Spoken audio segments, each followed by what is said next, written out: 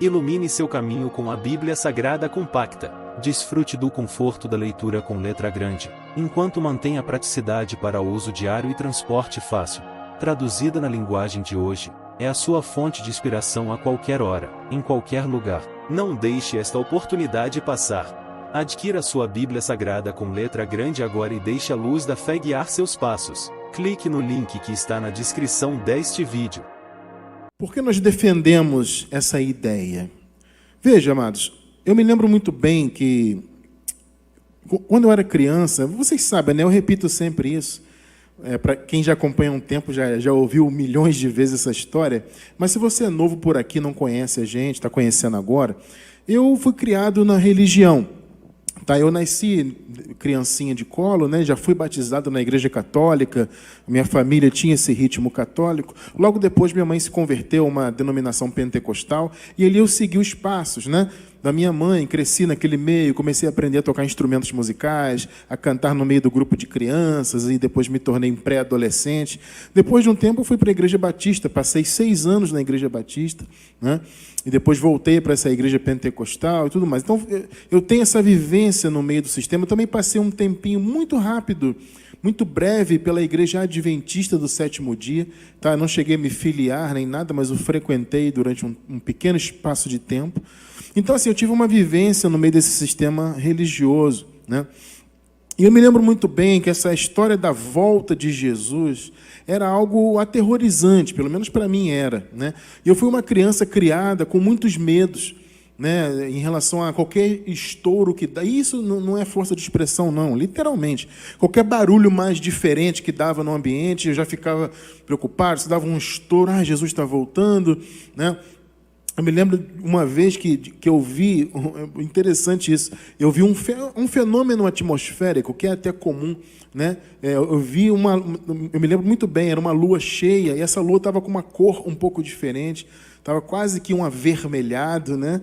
E aí eu comecei a imaginar o quê? O que eu ouvia na igreja? A lua vai virar sangue quando Jesus voltar, né? Então, quando eu olhei aquilo, eu fiquei desesperado. Meu Deus do céu, Jesus está voltando. Né? Eu me lembro de uma vez também que eu estava na minha casa, eu era criança. Você vê, amado, o que a religião faz com as crianças. Eu era criança, eu estava na minha casa e, de repente, eu observei que não havia ninguém na minha casa. Né? Não havia ninguém, e eu morava numa casa que tinha era um quintal muito grande, e havia ali várias famílias. Né? A minha casa com a minha mãe e meu pai, a minha avó, né, meu avô e tal, e tinha outra casa da minha tia, etc. E moravam muitas pessoas ali. E eu me lembro que nesse dia eu saí, olhei, andei o quintal todinho e não vi ninguém. E eu me lembro de ficar desesperado.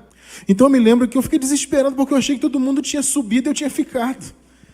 A gente sorri hoje porque é uma coisa realmente engraçada, mas na época foi aterrorizante. Eu me lembro muito bem da sensação de desespero que eu senti ao imaginar, puxa, Jesus voltou e minha família subiu, eu fiquei aqui, criança. Né? Então, isso sempre foi um assunto muito aterrador, né? E vocês podem notar que as pessoas hoje em dia elas vivem absolutamente desesperadas com isso também. Elas vivem um pânico terrível. Jesus vai voltar? Quando vai voltar? Meu Deus, será que eu vou ficar? E o mundo vai acabar? Existe essa ideia errada, né? Totalmente sem qualquer sentido, dizendo que o mundo que a gente vive vai acabar, que vai explodir isso aqui, vai acabar, vai pegar fogo e vai... Né? Por quê? Por causa de interpretações, muitas das vezes literais, né? Do texto bíblico, né? Sem um olhar, né? Um cuidado maior, que nós aqui, graças a Deus, buscamos sempre ter, né? De observar contextos, de entender a história bíblica, entender a linguagem usada, tudo isso é muito importante para você entender a palavra, né? Então, eu observo que as pessoas vivem hoje desesperadas por causa desse tipo de interpretação. Então, Jesus vai voltar, há um desespero muito grande. Se vocês podem observar, amados, sempre que há algum, por exemplo, um líder de destaque no mundo, né, sempre é tido ele como a besta do Apocalipse. Já notou isso?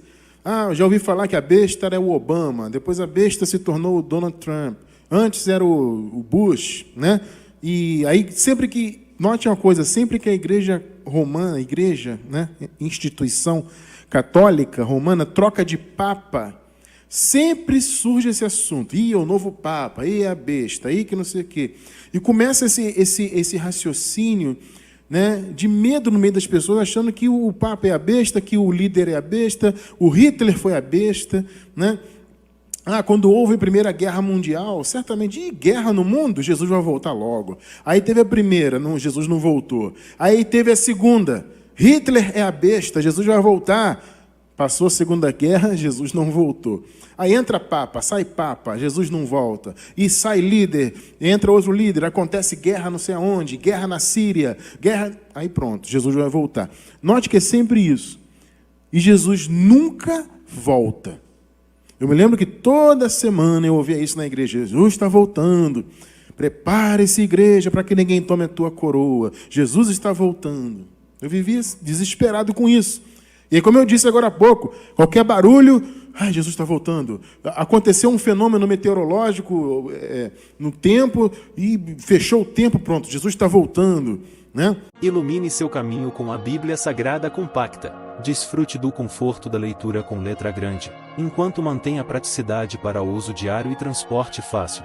Traduzida na linguagem de hoje, é a sua fonte de inspiração a qualquer hora, em qualquer lugar. Não deixe esta oportunidade passar. Adquira sua Bíblia Sagrada com letra grande agora e deixe a luz da fé guiar seus passos. Clique no link que está na descrição deste vídeo. Ou seja, é a visão religiosa do medo.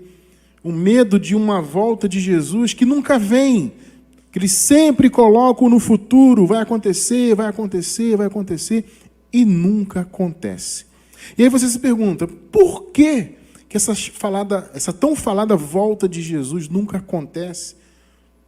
Por que eu estou desde criança ouvindo isso e nada acontece? Como eu falei, entra líder de presidente polêmico, Jesus vai voltar. Troca de presidente, Jesus vai voltar. Troca de papa, Jesus vai voltar. Sempre está acontecendo coisas no mundo, né?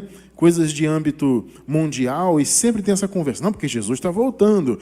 Há uma conversa, né, do mal. O mundo está cada vez mais mal. Amado, se você parar para observar, é óbvio que o mundo é mal. E sempre vai ser por causa da carne, da natureza humana. O mundo sempre vai ser mal. Mas se você comparar o mundo hoje com o que o mundo era há anos atrás, ou séculos atrás, veja só como o mundo melhorou. Perceba que hoje o ser humano...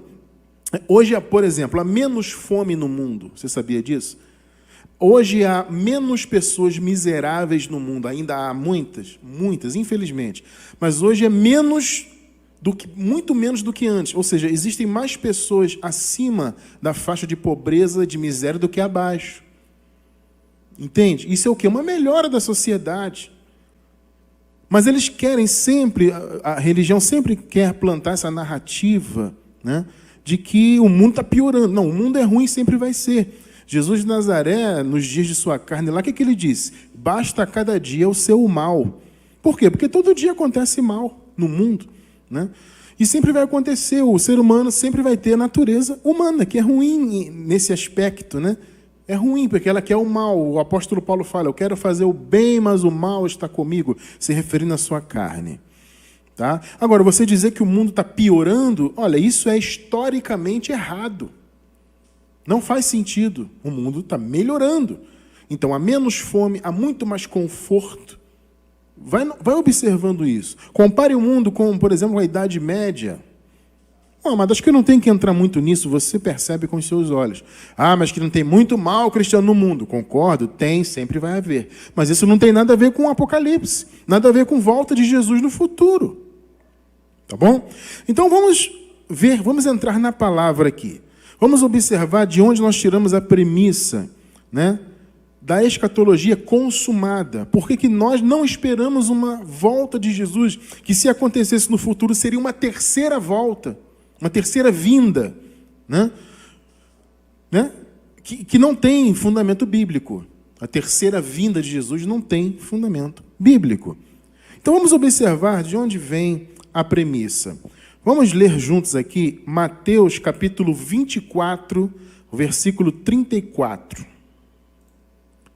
Vou colocar aqui para a gente ler junto. Vejam só. Olha o que Jesus falou. Note que em Mateus 24, Jesus está profetizando sobre o fim do mundo, né? Ou seja, sobre o fim, sobre o apocalipse que aconteceria. Tá? Todo o contexto ele fala do que aconteceria antes da fatídica vinda, da parousia dele. No versículo 34 ele diz: eu lhes asseguro, eu estou lendo aqui a Nova Versão Internacional, eu lhes asseguro que não passará esta geração, note bem o que ele está falando, está sublinhado aí, não passará esta geração sem que todas, até que, né? É porque eu estou lendo a Nova Versão e estou com um pensamento em outra versão. Não passará esta geração até que todas estas coisas aconteçam. Notou aí? Não passará esta geração. Se você tem uma Bíblia aí na mão, meu amado, sublinhe isso aí. Não passará esta geração. Tudo que Jesus profetizou ali, no contexto, tá? Tudo que ele profetizou. Ele está falando da sua vinda, da sua parousia, do juízo sobre Israel, né? Tudo aquilo que aconteceria. Eu não vou entrar nisso hoje, tá? Hoje é só uma premissa. Tá bom? Depois a gente vai entrar em Mateus 24. Com calma, gente. Muita calma e paciência. Eu não vou entrar nisso hoje. Só estou mostrando a premissa. Eu lhes asseguro que não passará esta geração até que todas estas coisas aconteçam. Eu pergunto para vocês, Jesus é mentiroso? Bom, nós sabemos que não, né? Então, se ele disse que aquela geração veria aquelas coisas acontecerem, eu tenho que acreditar no que Jesus falou.